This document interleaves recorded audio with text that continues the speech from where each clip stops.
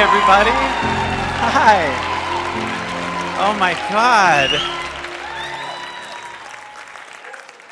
Welcome, everybody. Thank you. I love you too. I'm so happy to be with you in Sedona. Give yourselves a round of applause for coming out and doing something amazing. I'm so honored to be with you this whole weekend, you guys. Isn't this beautiful? How crazy is Sedona? Oh, it's a nice jacket, right? Am I going to start dealing cards in a minute? We don't know. Take a second, if you wouldn't mind, and just take a deep breath in for a second and release it. Even though I completely receive your amazing welcome, I want to also make sure we know the star of this whole weekend is going to be this moment, this space here. I kind of am capped at the level of Kyle being able to deliver it. In other words, the story of Kyle is capped, right? The story of Kyle is stuck. He can't deliver as much as the now can. So I have to acknowledge that this space is going to be doing this talking. Most of it will be through this body, and it'll be talking through a lot of you too, and we're going to be doing all this work. But I know that all of us are what's doing this work. All of us are in this together, and that you're all me. And I can feel emotions in my body. It's been a while since I've been on stage, and I can feel things here. And I just allow them to be here. I just totally allow them to be here. I want you to, too. In fact, it's so funny. This whole week, every person I've talked to, I've been fine, and they've been nervous for me. So many people are like, I'm getting nervous for you. And I'm like, I feel sad that you can't, I don't have any of that. Thank you for doing it for me. I'm sorry that I don't have any of it. And then I just walked out and I felt it, because inside of me is a little boy that wants to do it right. And so I just have to see him. And whatever you're feeling about this weekend, you have a little boy or a little girl inside of you that's feeling all kinds of stuff too. Some of it might be positive, right? It's feeling excited about the future, yet there only is now, right? A lot of you have a little kid inside that's scared if it's seen, right? Back there? Right, back row, you have a kid that's scared to be seen. And the whole event is about you, just so you know. I'm only talking to the back row. I have a different pattern. I have a child that's scared to not be seen. I didn't feel safe unless I entertained. When I entertained, my dad paid attention to me and listened, and when I didn't entertain, I didn't know what he was going to do. He had a different energy. He had kind of a shut-off energy, and I never knew where it was going to lead, and it wasn't always safe for me. So I had to perform right. And that put a lot of pressure on me, because I became a good performer, but I always got scared. If I'm performing and it goes off, I could get hurt. But isn't that weird? It's not that I could get hurt here. It's not that I could get hurt with my audience. It's that I could get hurt inside. So our circumstances, we think, are the thing that's driving us nuts, but it's actually trying to bring up something in you that you've never seen. Your circumstance isn't even what's bothering you. You might think you're triggered by someone else, or you're worried about your job situation, or scared to go broke, or whatever. But what we're going to discover this weekend is that actually has nothing to do with why you're feeling off. Because there's an inner child that says, if that happens, then this other thing happens, but they're actually not related. Meaning, if that person talks crap about me, then I'll be abused like when I was 5. If I don't do this the right way, then I might be shamed into the ground. I'll get yelled at. I'll be scared. All of those kind of things are there, but they're not actually the situation that the circumstance would have for you, right?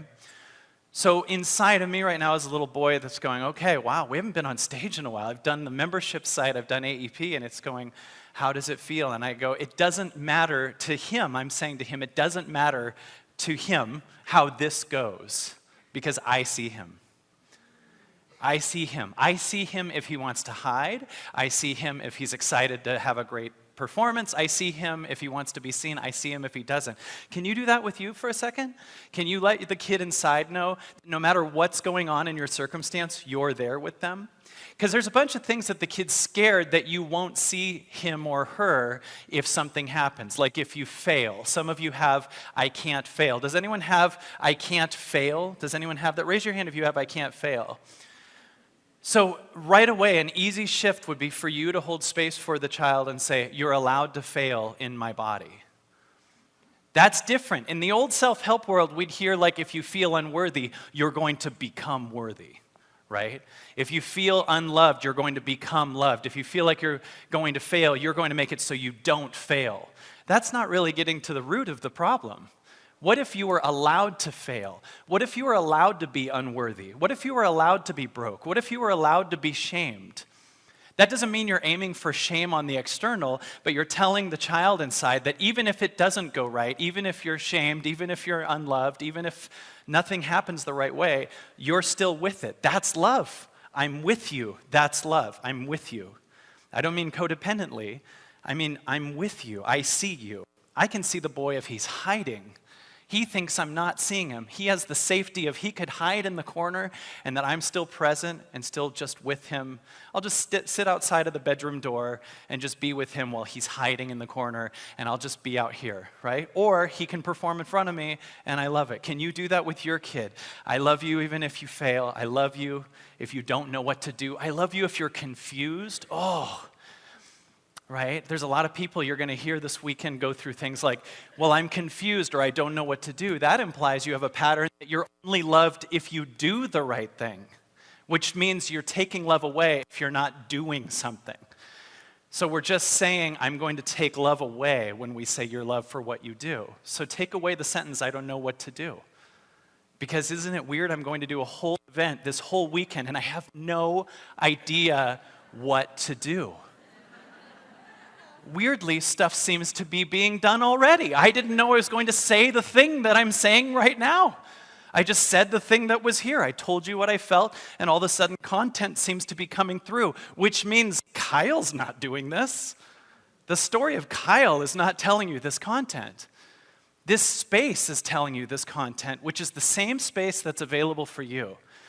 This space, the reason I said it's the star, loves you no matter what. The space here loves you no matter what you did, no matter what you feel guilty about, no matter what you feel they did to you. It doesn't care. Weirdly, it can hold you in this space right now. Isn't that crazy? That's love. To me, love isn't necessarily, that's an experience you can have. It's fun. Falling in love, like the movies show us and the love songs, that's called codependency and attachment. Right? That's a high love. That's why usually the high that you get when you fall in love is followed 3 weeks later by anger and fury because they didn't match what you thought was coming 3 weeks ago. Right? That high love would be like we're establishing love as the same as just winning a slot machine over and over and over again. That's what love is to us. The high of nailing it in Vegas, right? That's kind of weird. But if you're only playing blackjack all the time and winning, you're setting yourself up to be really depressed when you're also losing. That's not love. It's too high and low. Love is now. Love is now. This space is now. It loves you no matter what. While you're out here after the weekend's over, if you get a chance, go on a giant hike and watch how much the Sedona Hills don't give a shit about your breakup. Watch how much they don't care about that you're broke or that thing that you feel guilty about or the thing you feel unloved for. The Sedona Hills don't care. They love you. Or any nature spot that you live in doesn't care. It's weirdly, the waves still go. The flowers aren't like, you shouldn't have done that. There's none of that. Right? That to me is the real world. That's a true world. Our pain is that we're not living in a true world. Guilt is not a true world. Let's talk about what guilt is. Guilt is you grabbing onto a thing that you now wouldn't prefer to do. That's it. But you needed to do the thing to understand now that you wouldn't do the thing. So when you grab onto it and feel guilty about it, you think you're going to never do it again, but you're setting yourself up to do it again over and over and over because you're attaching yourself to it. This is my identity, that mistake I made.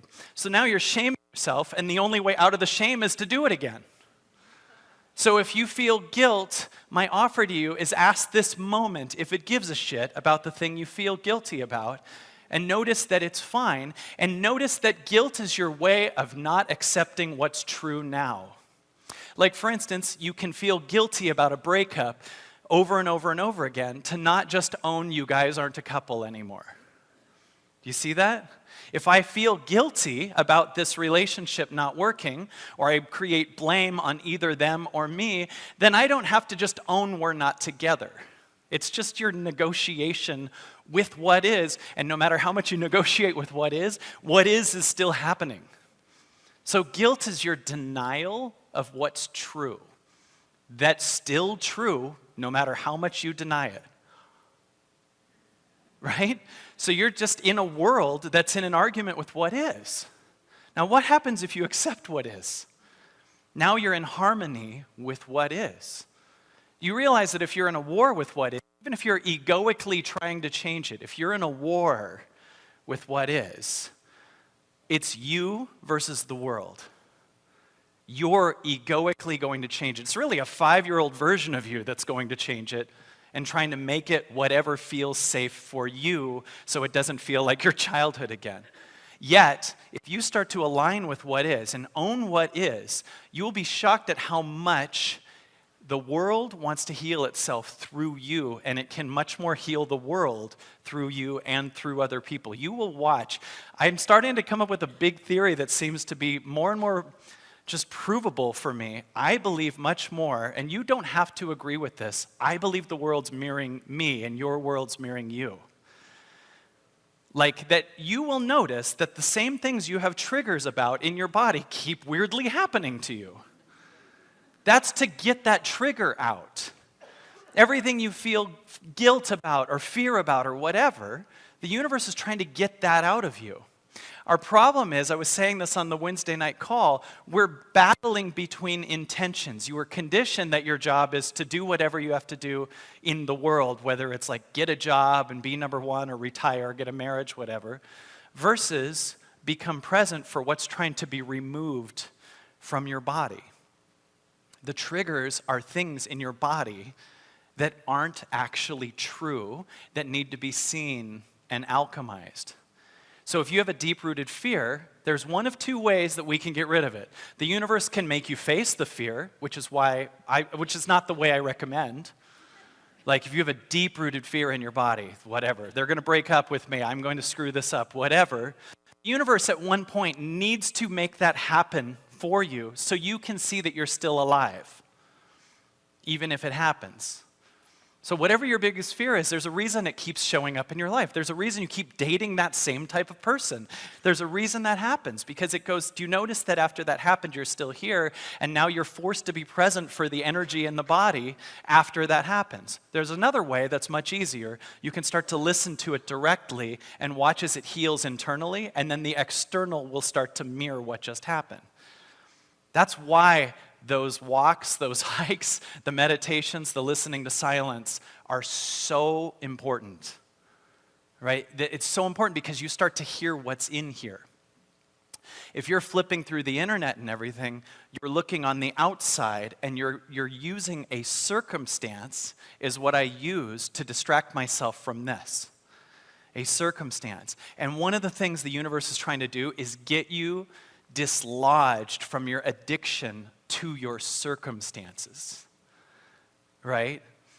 Because your circumstances are being a mirror of what's going on inside. But if you're not looking at what's going on inside, you're just getting it over and over and over and over again. But if the universe could take your hands off this circumstance, which it does sometimes through making you broke or lonely or whatever else, then you're stuck with your actual feeling.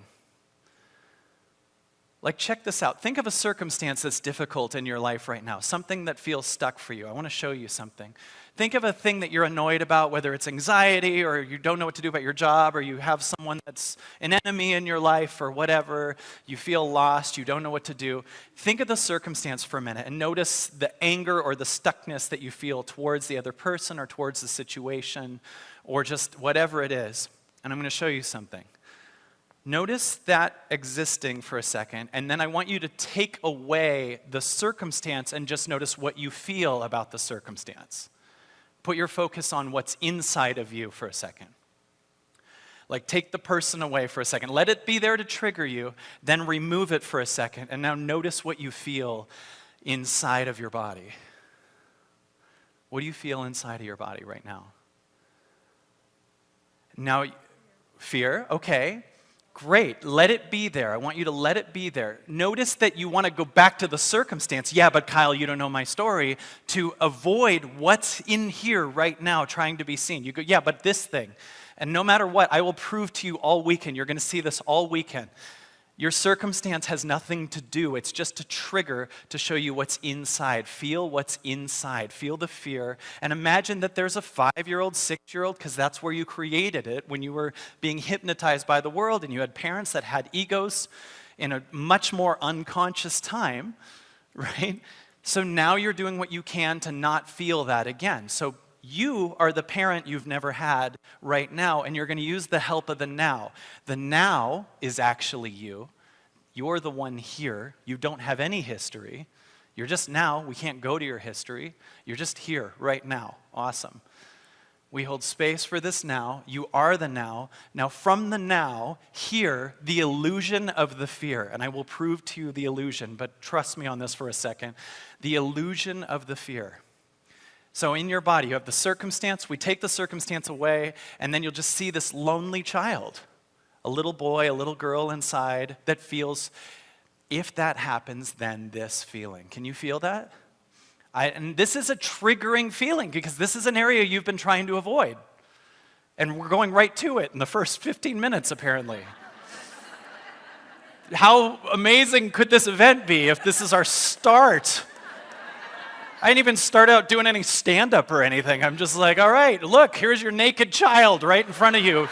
6 seconds in, welcome. Can you just be with but not do anything about the I want you to almost see that it'll have a charge to it, but I promise you today, if you are present for the charge, whatever the child feels, you will be shocked. You will be shocked at how fast it can move to tears. It can move to tears. And when it moves to tears, that's a permanent release.